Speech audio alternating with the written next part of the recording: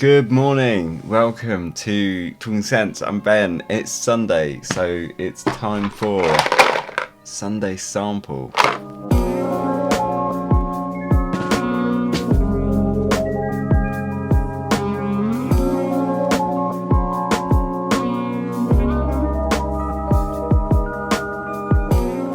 Alright, so it's been a while since I've done a Sunday Sample, so it's about time, I figured. I'm kind of hoping the weather's a bit grey, a bit muggy, but you know, I've been doing a lot of and wearing a lot of like poncy niche these days, so it'd be nice to maybe pull out a kind of designer or something, but who knows. There's still about 50-50 designer niche in here, so I don't know.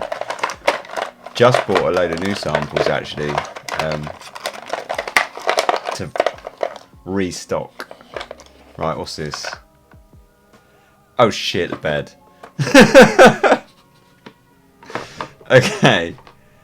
This is Sospiro Wardasina. So yeah, it's not a designer at all. It's a big rose beast, I think. Isn't that right? Wardasina? That sounds like, is it the red Sospiro? I'll have to look it up, but I'm pretty sure it's the red Sospiro. It's all rose. Still, let's give it a crack. I think it's quite light. I think it would suit the weather, at least. I'm not sure what's in it or anything. So yeah, Sospiro Wardasina. Let's give it a go. I don't know too much about this, but I've heard two things. I've heard the rose is really good and the rose is really shit. So it smells like nail varnish remover. That's gone already though. That was like the initial burst was like nail varnish remover, but feels like a kind of slightly soapy, slightly jammy rose, which almost jammy and soapy are kind of the opposites in a way sometimes, but it does feel a bit of both. It's like it looks slightly soapy, but it's quite dense and quite thick as well. So the rose is nice actually. The rose is subdued, feels. You would have to say there's definitely something in here that's a little bit skanky, but it's not too bad. But there is something, just like a touch of skank. Like maybe there's some black pepper in there that's kind of giving it that kick.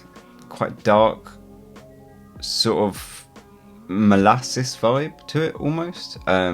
It's like saffron, I think, rather than black pepper. Definitely feels. I'm not sure where that pepper came from. At first it felt darker than that, but I feel like it's like a saffron, and I've got a feeling that there's an awful lot of tobacco in here, and that's what's giving it that dark brown molasses feel. It's really smooth, but do you know what it's really reminding me of? Like a lot of it feels like Black Afgano with a rose. The most simplest way I can describe this. If you've smelt Black Afgano, this feels like Black Afgano with rose, which is no bad thing, really. Yeah, it's incredibly smooth. It feels a little bit now, like it's a little bit creamy, so something like a kind of caramel cream kind of thing going on in there. Sandalwood, perhaps? But then, I don't know. So it feels slightly vanillic, basically, but at the same time, that would be too simple. So maybe it's a tonka or something like that. Then it doesn't feel like that either. It feels more like a kind of soapy sandalwood kind of thing coming through. Slightly simple but slightly complicated. There's like a rose and some saffron and a lot of tobacco, and I feel like to me it feels like a sandalwood, but it might not be. It might be like, say, like a really soft tonka or a really soft vanilla. But it doesn't feel. It's not strong enough to be vanilla to me, to my nose. It feels sort of a lot softer than that. It feels a little touch woodier, and a touch softer. I mean, I know vanilla can be woody for sure, but it feels really quite soft. It feels more like a kind of creamy sandalwood rather than a kind of big vanilla or anything like that. It feels like this big ball of Black Afgano with a rose on top and a slightly creamier base, but only slightly creamier to differentiate it. I mean, even Black Afgano can feel quite quite creamy at times. So it feels a little bit like just a gently creamier black Afghano with a rose, which is really no bad thing. It's kind of it for now. I think I'll have to come back because really it doesn't feel like it's going. There's nothing too much else going on. Yeah, it's quite nice. I like that kind of soapiness it's got. Actually, I quite like that. It kind of, to me, like roses sometimes feel like they're a bit like, yeah, okay, you're a rose, I get it, because they're so they're often like so characteristic, right? So I like the kind of soapy side of this because it feels like it's adding something a little bit more to that rose rather than just being a brutal rose. There's probably more in there. Yeah, it seems nice. It seems interesting. I'll be interested to see where it develops. So I'll wear that for the rest of the day, and then I will come back and give you my full impressions and tell you what I thought of it. So far, so good for a genre that I'm not massively into. So that says probably more than, say, anything else I'm going to say in this whole review, really. For something that is not particularly my cup of tea, it's nice and I would wear it. Yeah, it seems alright. I'll come back later today and tell you my thoughts. Okay, I'm back. So what did I think of Wardasina? It's been about 7.5 hours, 7.5, 8 hours. I've been wearing it and it's still going quite strong. So the longevity is pretty good with it. I looked up the notes and it does have saffron in it. It has top notes, saffron and rose, and then you've got patchouli and cedar in the middle, and musk, vanilla, and tobacco. I was quite surprised by the vanilla because, like I say, it's only kind of softly vanillic. It's not like a super big vanilla. I thought it was more of a kind of sandalwoody kind of thing, or it's something along those lines because it does have a lot of wood. Interestingly, it's supposedly like a rose fragrance, or you would assume it's a rose fragrance, just going by things like the Wardasina name and the colour being red of the bottle and things like that. But it's not a big rose fragrance, I didn't really think. I felt like it was more about the woodiness to it, more about the musk, and definitely more about the tobacco. And the rose almost played like a supporting role. It was always there and it was always present. It's not that it wasn't a rose fragrance, if you like, but it's just rose to me wasn't like the big feature of this fragrance. It was more just like a kind of mixed into the kind of plot of the overall thing. And I really liked it. The rose was quite masculine, quite dark, not super dark, but it wasn't like one of those kind of light dapper roses. It was much more kind of a little bit kind of bit more mysterious, I guess, and it was nice. I did enjoy it. About half an hour in, it drops the kind of soapiness that comes from the saffron, I would guess. It gets a little powdery. You get these spices come out, and it sort of gets a bit spicier. It's at the start you get the saffron and such, but and like I felt like when I first sprayed it, there was some black pepper in there, but that kind of disappears. But it all kind of comes back after about half an hour. You get this nice spicy mix into it, and I liked that period. It lasted for about another hour, where it was this kind of very kind of spicy tobacco woody rose, really, with some sort of musk and soft vanilla. Yeah, to sort of describe like the feel of it, it's very soft, almost like, I don't think it has cashmeran in it, but it had that kind of soft sort of cashmeran heliotropy kind of vibe where everything's very sort of comfy and sort of like a blanket. And really, I say it had this kind of like slightly dark rose on the top, but that kind of melded down into the kind of heart of the fragrance a little, and kind of buried itself, like tucked itself underneath a kind of woody tobacco musk. The tobacco was one of the more prominent sort of notes to it, to my nose, and the kind of vanilla was just very soft underneath, and a very kind of woody vanilla. Other than that, it was very linear, actually. Didn't really change.